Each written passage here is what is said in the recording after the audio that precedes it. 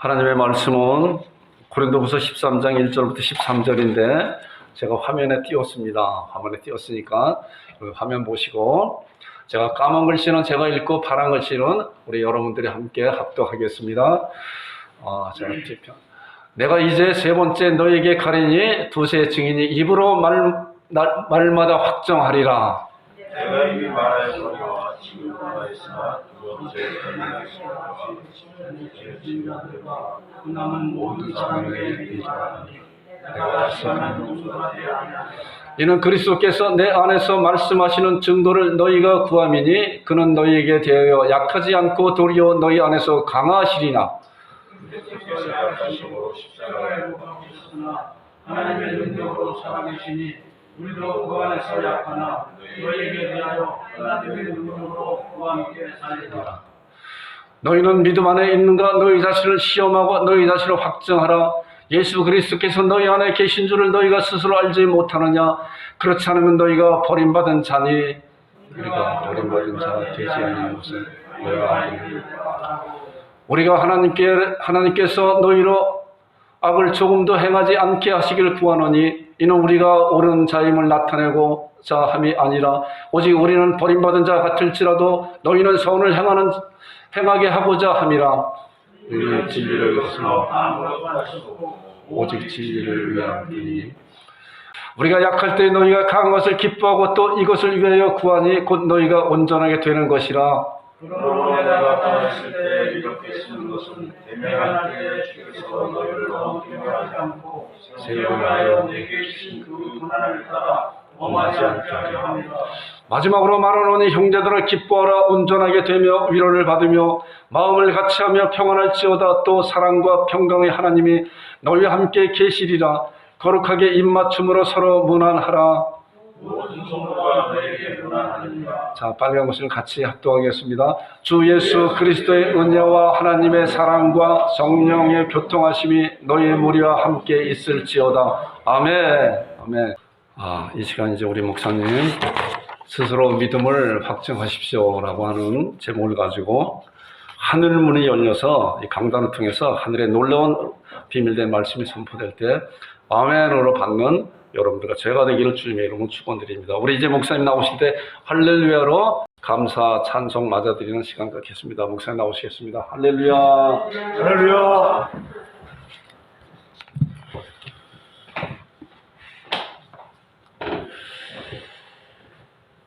감사합니다.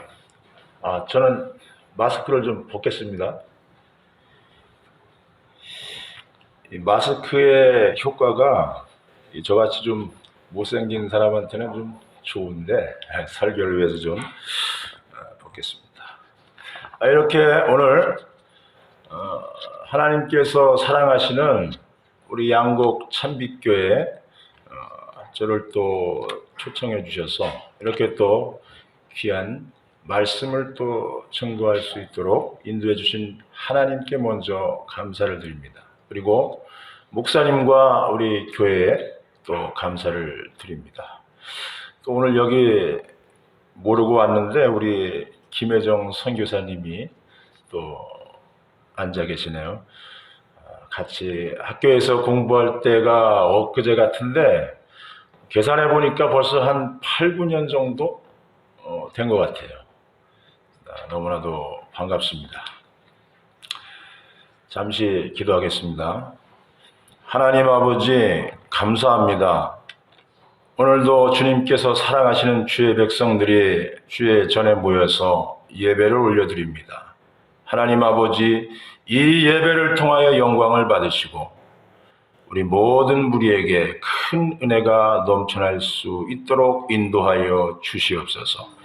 부족한 종이 말씀을 들고 단에 섰습니다. 하나님 사람의 말은 십자가 뒤로 감춰주시고 오직 하나님의 말씀만이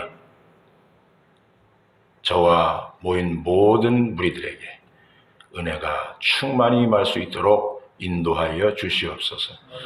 허탄한 곳에 마음 뺏기지 아니하고 집중할 수 있는 시간 될 수 있도록 인도하여 주시옵소서.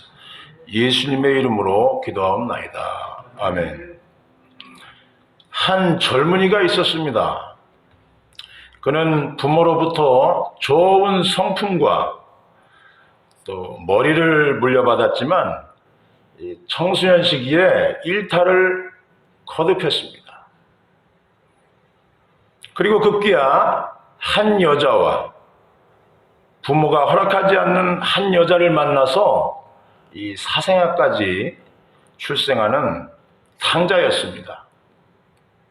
가치관 형성에 있어서 가장 중요한 나이 17세에서 19세 때 그는 카르타고에서 학업을 마치는 동안 이 정욕과 쾌락의 올가미에 걸리고 이 마니교의 올가미에 빠지고 맙니다.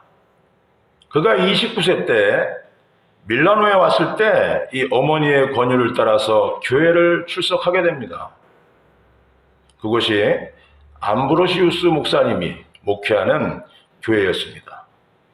목사님의 말씀을 듣는 가운데 그래 내가 이렇게 살아야 하는가 하는 이 자책감이 일어났습니다. 어느 날 부하가 옆에서 내가 미래를 어떻게 살아가야 할까, 오늘까지 살아온 것이 과연 하나님의 뜻인가 고민하고 있을 때 아이들의 소리를 듣게 됩니다. 톨레레게, 톨레레게. 이 말은 라틴어로 집어들고 읽어봐, 집어들고 읽어봐라, 이런 뜻입니다. 아이들의 노래소리를 듣고서 무엇에 홀린 듯 아무 책이나 집어들고 읽었습니다. 그것이 로마서 13장 말씀이었습니다. 그 사람이 누구였을까요? 성 어거스틴이었습니다. 기독교 위대한 사상가요, 설교자이자 신학자인 어거스틴, 그는 하나님의 도성이라는 책을 썼습니다. 그리고 그가 유명한 고백록을 또 썼습니다. 바로 로마서 13장 이 11절부터 14절, 그가 폈던 곳에 읽었던 성경 구절입니다. 제가 떼독하겠습니다. 또한 너희가 이 시기를 알거니와 자다가 깰 때가 벌써 되었으니 이는 이제 우리의 구원이 처음 믿을 때보다 가까웠음이라. 밤이 깊고 낮이 가까웠으니 그러므로 우리가 어둠의 일을 벗고 빛의 갑옷을 입자. 낮에와 같이 단정히 행하고 방탕하거나 술 취하지 말며 음란하거나 호색하지 말며 다투거나 시기하지 말고 오직 주 예수 그리스도로 옷 입고 정욕을 위하여 육신의 일을 도모하지 말라. 어머니 모니카의 눈물 어린 기도가 응답되는 순간이었습니다. 부모님 눈물의 기도가 자녀들에게 평생의 복으로 응답되는 그런 놀라운 은혜가 여러분들에게 임하시길 바랍니다. 어머니 모니카의 눈물의 기도 역사상 가장 위대한 기도 중 하나죠. 아들을 위해서 자신 송두리째 바치면서 기도하는 그 결실이 맺혀진 것입니다. 상성을 초월하는 하나님의 은혜가 그에게 임했습니다. 여러분, 우리가 깨닫는다고 하는 것은 일반 사람들은 반성하는 차원이지만 우리 기독교인들의 깨달음은 하나님의 말씀과 주님 앞에 코람데오, 하나님 앞에 자기를 세우는 것을 말합니다. 이 깨달음이 있을 때 따르는 것이 뭡니까? 방향을 돌이키는 것, 리펜텐스, 회개가 일어납니다. 제 이야기를 잠깐 하겠습니다. 저는 모태신앙으로 태어났습니다. 제가 외가 쪽에 4대째 믿음을 이어가는 중에 있습니다. 이 강화도 외가 동네에 이 선교사들이 들어와서 저희 외중조 집에서 처음 이 교회를 시작했다고 합니다.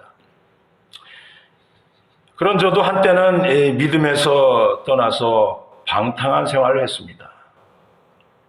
결혼하고 30세가 되던 어느 날 마음속에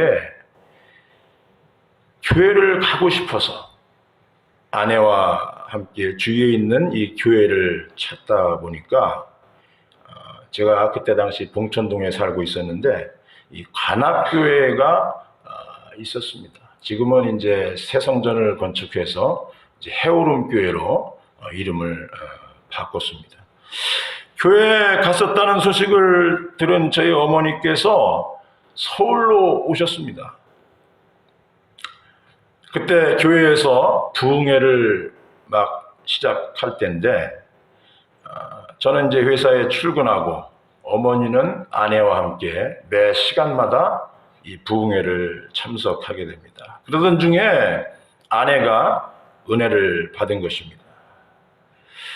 그런데 은혜 받은 아내가 매일같이 새벽 기도를 가는 거예요. 그러다 어느 날 저를 새벽에 막 깨웁니다. 새벽 기도 가자고. 나는 일 나가면 피곤해서 새벽 기도 갔다 오면 안 돼. 이렇게 며칠 미루는데 한 번은 정말 강권적으로 끌고 가는 바람에 제가 끌려갔습니다. 여자 이기는 남자 없잖아요. 갔다 와서 잠깐 자는데 꿈에 누군가가 옆에서 아주 또렷한 목소리로 말을 합니다. 일어나라, 일어나라. 그러더니 성경 구절 하나를 알려줍니다. 아침에 잠에서 깨서 꿈에 들었던 말씀을 찾았습니다. 그게 바로 이사야서 22장 22절 말씀인데요. 내가 또 다윗 집의 열쇠를 그의 어깨 위에 두리니 그가 열면 닫을 자가 없겠고 닫으면 열 자가 없으리라. 이 말씀을 보는 순간 만사가 다 하나님 손에 달려 있구나. 이것을 깨닫고 제가 그 후로부터 교회에 열심히 나가게 되었습니다. 저희 어머니께서 저희 부부를 위해서 매일 한 끼씩 금식을 하면서 기도를 하셨대요. 농촌일이 얼마나 힘이 듭니까? 그런 과정에서도 저희 부부가 하나님 앞으로 돌아오게 해달라고 금식 기도를 하신 거예요. 어머니의 기도가 응답되고 지금 제가 이렇게 목사가 되었습니다. 할렐루야. 남의 일이라고 하면도 크게 안 하시네. 자, 우리가 아는 대로 이 고린도 교회는 이 사도 바울이 1년 반 동안 고린도라는 도시에 머물면서 이 복음을 전하면서 세운 교회가 바로 고린도 교회입니다. 고린도는 항구입니다. 항구 도시. 당시에는 비행기가 없었던 그런 시대이기 때문에 이 무역을 하려면 배로 했습니다. 그러다 보니까 사람들의 왕래가 많았고 또 돈이 많은 그런 도시였습니다. 여러 지역의 사람들이 모이다 보니까 우상 숭배가 또 많았습니다. 지금도 항구는 우상 숭배가 남다르죠. 풍어를 기원하고 또 선원들의 안전을 기원하는 구슬하고 또 제사를 지내고 막 그럽니다. 그러다 보니까 이 성도들이 복음 안에 들어와 있어도 옛 모습을 저버리지 못하고 몸은 교회 안에 있지만 사회에서 물든 생각을 가지고 교회 생활을 하다 보니까 교회 안에 뭐가 생겼느냐? 파당이 생긴 거예요. 말이 많아진 거예요. 하나님이 교회를 바로 세우라고 은사를 많이 주었는데 결과적으로는 예배가 혼란스럽게 되었습니다. 우상 앞에 드린 제물을 먹어야 되느냐, 먹지 말아야 되느냐, 먹는 것 때문에 말이 많아졌어요. 심지어는 교회 안에 갈등이 일어나서 소송을 세상 법정에까지 하게 되었습니다. 이런 사람들에게 고린도전서 13장은 사랑장 아닙니까? 사랑으로 품어내라. 교회가 사랑을 잃어버리면 다 잃어버리는 것이다.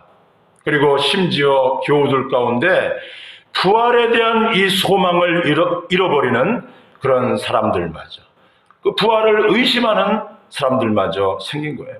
그래서 여러분이 아시는 대로 이 부활장이 어디입니까? 고린도전서 15장이 바로 부활장인 거예요. 복음의 원칙적인 것을 강하게 말한 것이 바로 고린도전서 15장입니다. 고린도 후서로 넘어옵니다. 심지어 그 안에서 사도권에 대한 도전이 있었습니다. 의심한 사람들이 있었어요. 바울은 사도가 아니다. 바울은 항상 이 사도권에 대한 의심을 받고 공격을 당했습니다. 초대교회에서 기둥처럼 여기는 이 베드로, 요한, 야고보 사도처럼 누구에게나 당연히 인정받는 사도로 여겨지지 않고 거짓 사도라는 그런 오해를 받았습니다. 고린도 후서 11장 5절에 보면은 나는 지극히 크다는 사도들보다 부족한 것이 조금도 없는 줄로 생각하노라. 또 고린도전서 9장, 고린도 후서 10장, 갈라디아서 1장, 2장 이런 데 보면은 나도 예수님이 보낸 검증된 사도라고 이렇게 사도 바울이 강하게 자신을 변호하는 그런 성경들입니다. 당시에 바울이 전한 이 복음을 변질시켜서 다른 복음을 전하면서 미혹하는 사람들이 있었습니다. 그들은 사람들이 자신의 말을 듣도록 하려고 바울이 사도가 아니라는 거짓 뉴스를 양산해낸 거예요. 지금도 우리 주위에는 기독교 이단들이 너무나 많습니다. 자칫 잘못하면 미혹될 수 있습니다. 제가 은혜 받고 교회 생활할 때였습니다. 제 사무실에 여자 2명이 찾아왔습니다. 여호와 증인이었습니다. 그 사람들은 이 파수대라는 책자를 가지고 다닙니다. 와서 저에게 자신들이 그 배운 대로 이 성경 구절을 통해서 저를 전도, 포교 활동을 하려고 합니다. 제가 그때 한참 은혜를 받았던 그런 상태였기 때문에 제가 성경 구절을 또 그들에게 말하면서 반박을 했습니다. 다른 이로서는 구원을 받을 수 없나니 천하 사람 중에 구원을 받을 만한 다른 이름을 우리에게 주신 일이 없다. 이렇게 반박하면서 그들과 설전을 했습니다. 그랬더니 돌아가더라고요. 그런데 다시 또 찾아왔는데요. 이번에는 남자 1명을 데리고 왔어요. 아마도 전도사쯤 되는 것 같아요.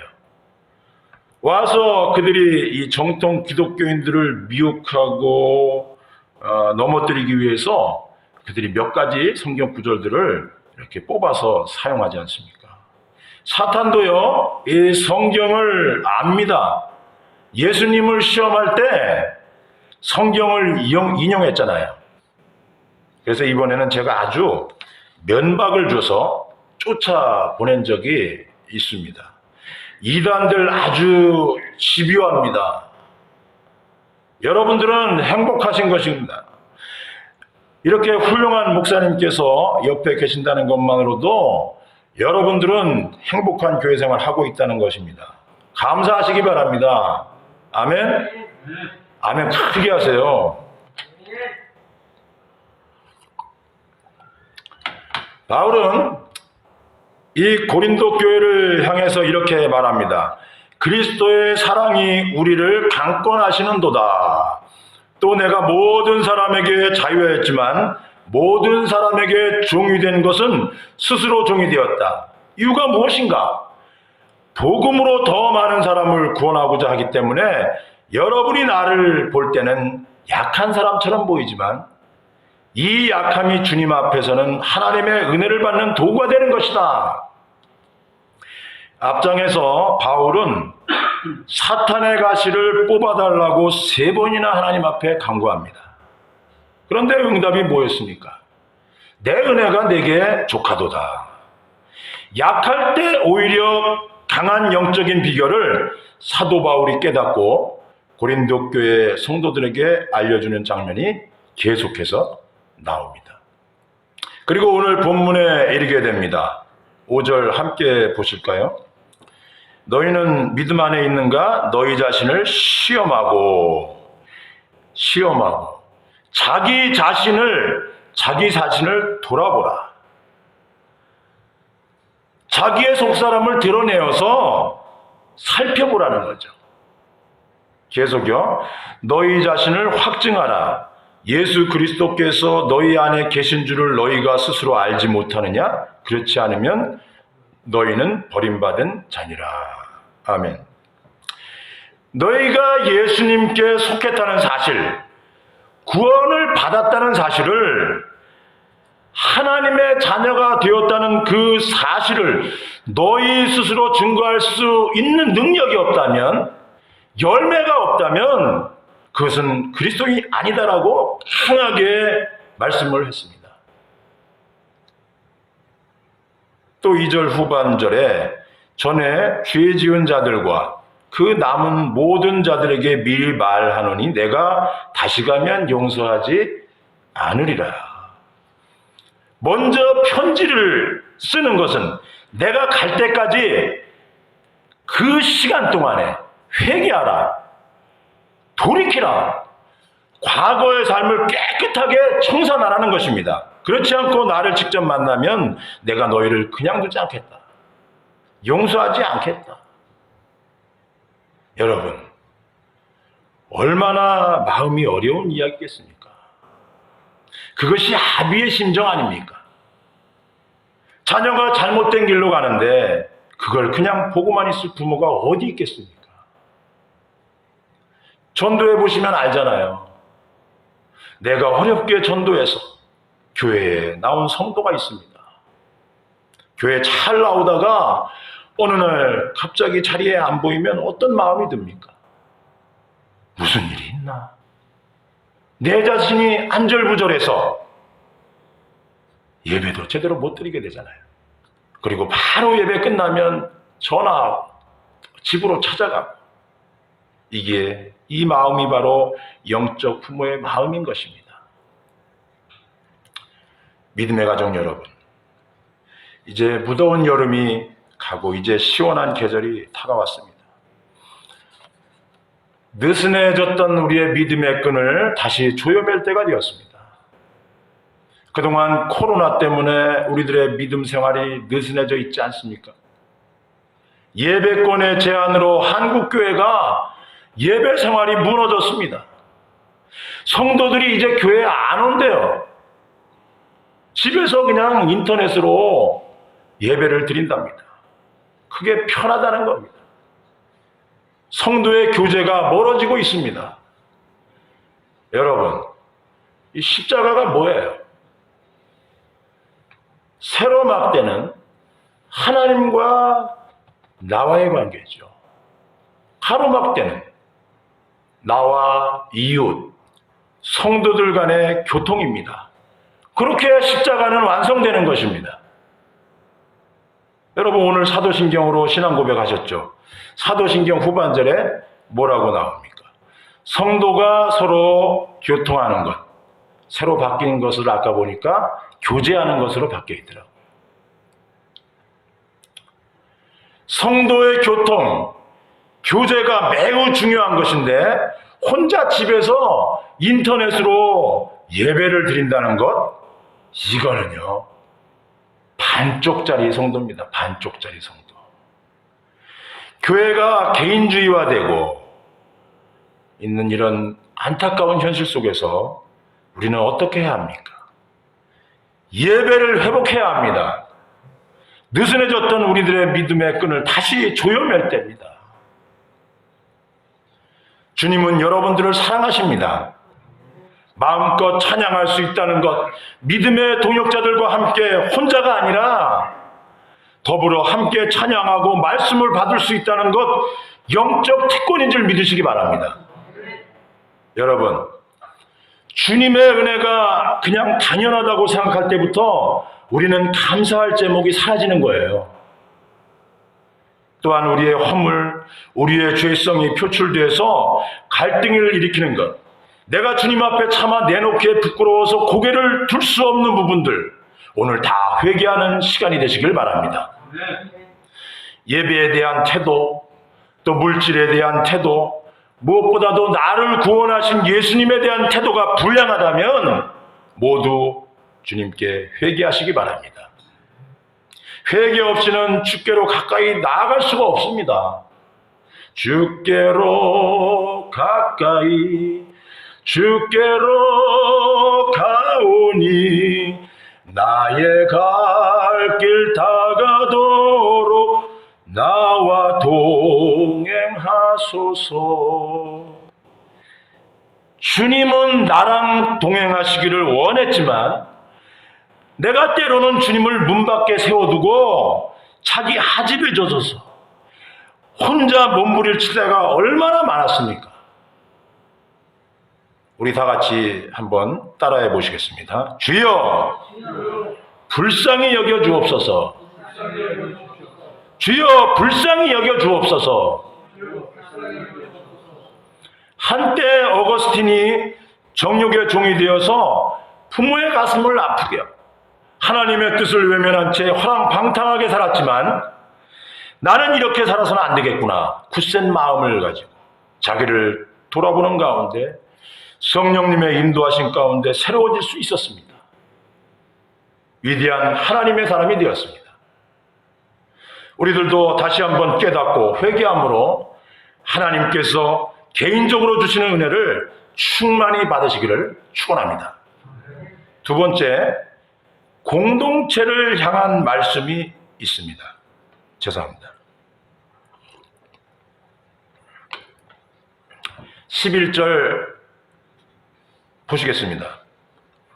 성경 다 있으시죠? 마지막으로 말하노니 형제들아 기뻐하라. 온전하게 되며 같이 합시다. 마음을 같이하며 평안할지어다. 또 사랑과 평강의 하나님이 너희와 함께 계시리라. 거룩하게 입맞춤으로 서로 문안하라. 교회를 가리켜 믿음과 사랑의 공동체라고 말을 합니다. 동시에 진리의 공동체라고 말을 합니다. 8절에 보면 우리는 진리를 거슬러 아무것도 할 수 없고 오직 진리를 위할 뿐이니 라고 되어 있습니다. 교회의 공동체는요, 전에는 죄인이었지만 용서받은 하나님의 백성들이 모인 곳입니다. 아멘. 각자마다 스타일이 다르죠. 견해가 있죠. 주장이 있습니다. 관심도 다르죠. 은사가 또 다릅니다. 그런 가운데서 하나 된다고 하는 것은 내가 상대방을 향해서 마음을 열지 않으면 불가능한 것입니다. 11절 다시 한번 보시겠습니다. 마음을 같이 하라 그랬습니다. 평안할지어다. 또 사랑과 평강의 하나님이 너희와 함께 계시리라. 거룩하게 입맞춤으로 서로 문안하라. 서로 문안하라. 서로 존중하라는 것입니다. 상대를 무시하지 말고 상대를 존중해서 상대가 믿음의 발자취를 내디딜 때마다 걸림돌이 되지 말고 후원자가 되라. 디딤돌이 되라. 이런 말씀입니다. 또 앞장 20절, 21절 한번 보실까요? 앞장입니다. 내가 갈 때에 너희를 내가 원하는 것과 같이 보지 못하고 또 내가 너희에게 너희가 원하지 않는 것과 같이 보일까 두려워하며 또 다툼과 시기와 분냄과 당 짓는 것과 비방과 수근거림과 거만함과 혼란이 있을까 두려워하고 같이 하시겠습니다. 또 내가 다시 갈 때에 내 하나님이 나를 너희 앞에서 낮추실까 두려워하고 또 내가 전에 죄를 지은 여러 사람의 그 행한 바 더러움과 음란함과 호색함을 회개하지 아니함 때문에 슬퍼할까 두려워하노라. 더러운 삶의 추함이 있습니다. 인간은 영혼을 가진 존재입니다. 동물의 세계와는 다른 것입니다. 요즘 이 집에서 개나 고양이를 많이 키우시죠? 혹시 여기서도 키우시는 분이 계실 겁니다. 예전부터 이 사람과 가까이 지낸 그런 동물들입니다. 아주 귀여운 동물들이죠. 요즘은 반려동물이라고 하대요. 또 동사무소에 등록도 하나 봐요, 요즘엔. 혼자 사는 사람들이 많아지다 보니까 이 우울증 치료 차원에서 이 반려동물이 굉장히 도움이 된다고 합니다. 그런데 이 반려동물, 이 동물에는 이 영혼이 없어요. 그런데 어떤 사람들은 이 동물에 영혼이 있는 것으로 착각하는 사람들도 많습니다. 이 음란함과 호색함이 교회 안에 밀려 들어오고 가정에 밀려 들어온다. 이것을 누가 막아낼 수가 있겠습니까? 우리의 이 잘못된 견해, 습관, 안목을 성령의 바람으로 불어버리고 성령의 불로 태워지지 않으면 우리도 유혹에 넘어지고 실족할 수밖에 없습니다. 공부 많이 했다고 유혹 안 받습니까? 몸이 건강하다고 유혹 안 받습니까? 아니에요. 공부 많이 해도 유혹받고 몸이 건강해도 유혹받고 또 돈이 있다고 유혹받지 않습니까?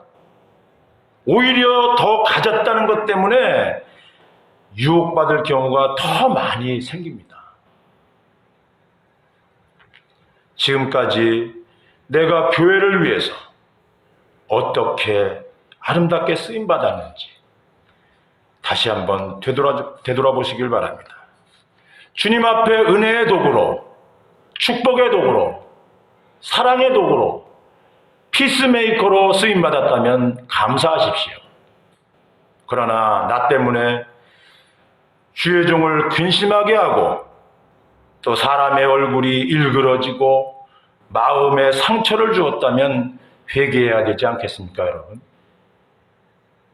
완벽한 사람은 우리 가운데 아무도 없습니다.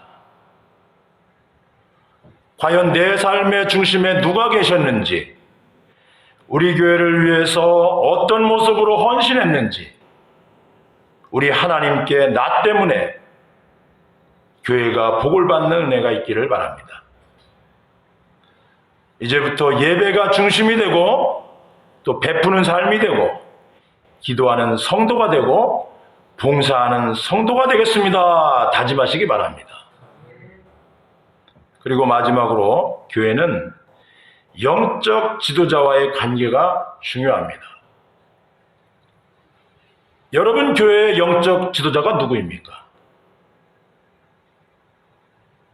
모르세요? 아하, 큰일이네. 여러분의 교회의 영적 지도자가 누굽니까? 네?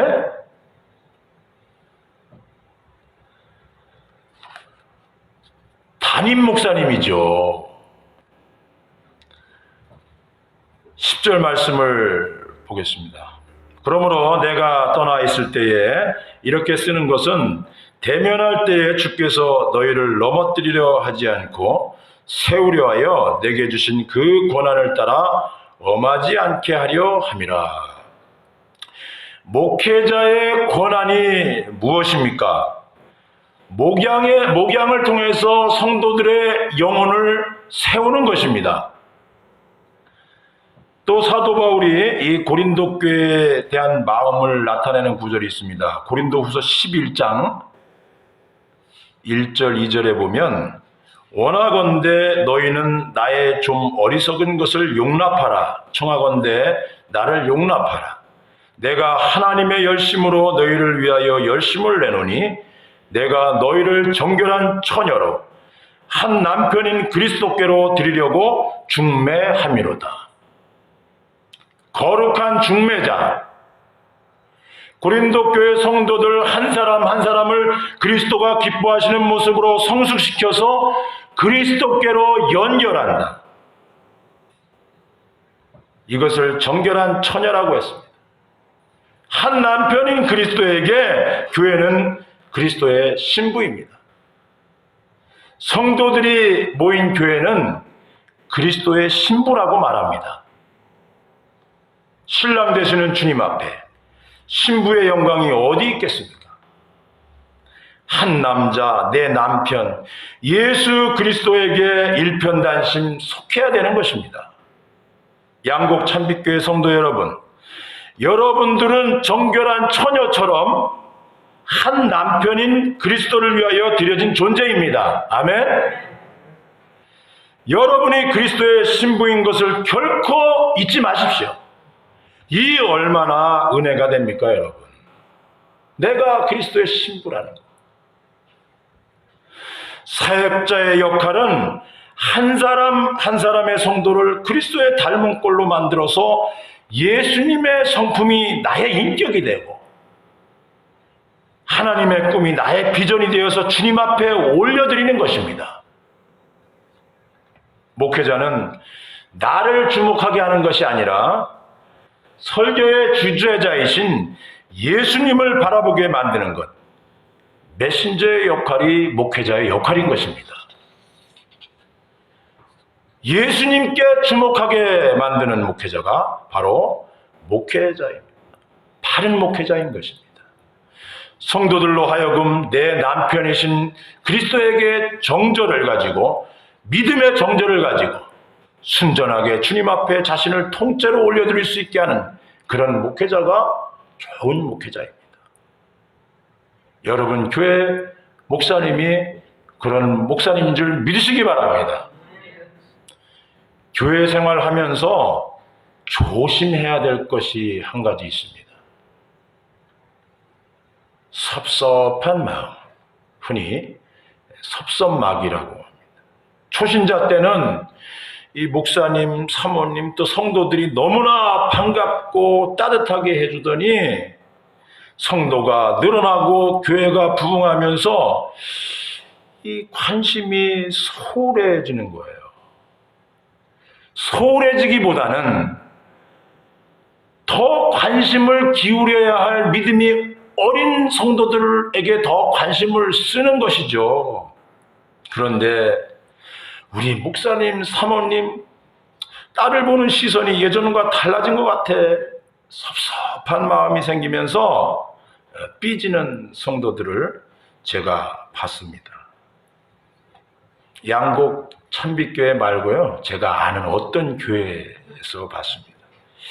여러분, 교회 목사님은 언제나 여러분들을 위해서 밤낮 여러분들의 영적 성장과 삶을 위해서 하나님께 간구하시는 분입니다. 아멘.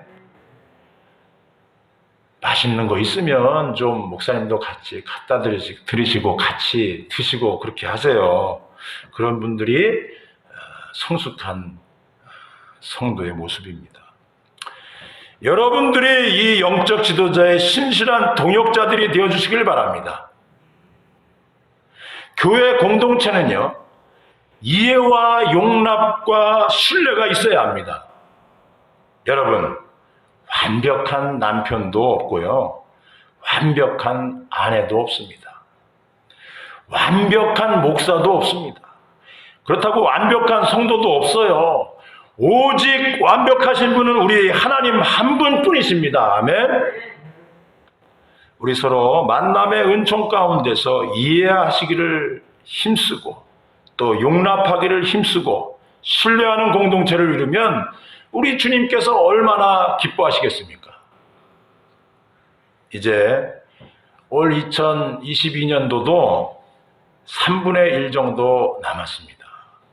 올 한 해 내가 주님 앞에 부족했던 것 있었다면, 교회 일에 등한시했던 것 있었다면, 공동체를 사랑하지 못했던 것 있었다면, 목회자 마음을 상하게 한 것 있었다면 오늘 이 시간 회개합시다. 성령님의 은혜와 예수님의 사랑으로 나를 다시 다듬어서 일으키는 그런 은혜가 있기를 간절히 축원합니다. 이 시간 말씀을 생각하면서 잠깐 통성으로 기도하시겠습니다. 주여 일창하시고 기도하시겠습니다. 주여